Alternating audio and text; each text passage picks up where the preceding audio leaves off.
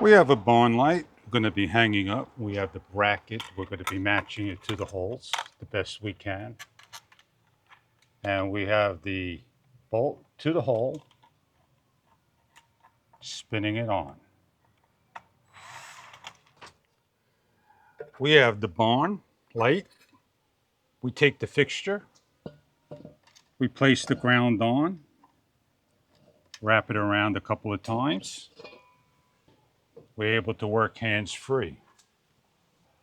With the load and neutral for neutral, we hook up, a wire cap over, load for load, hook up, wire cap over. We have our bolts facing up and down. We want to make sure our bracket faces up and down as well. And we're going to adjust the bolts to fit through.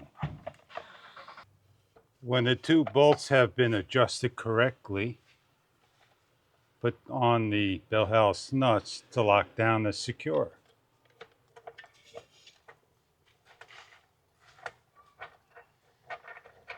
The photocell faces where the sun goes down, covers up to light up and check your light when hooked up in daytime.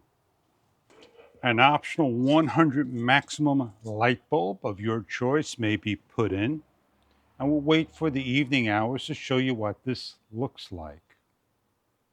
It's the evening hours and we have the barnyard light lit up to a 100 watt maximum bulb. When daylight hits, the light was shut off by the photocell sensor.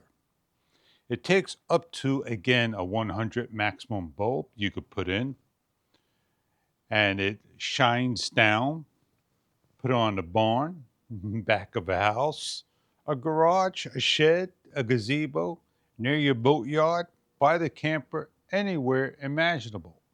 Decorate your landscape with the barnyard light. I hope this is a product that you are looking for in your barnyard needs. Thank you for viewing.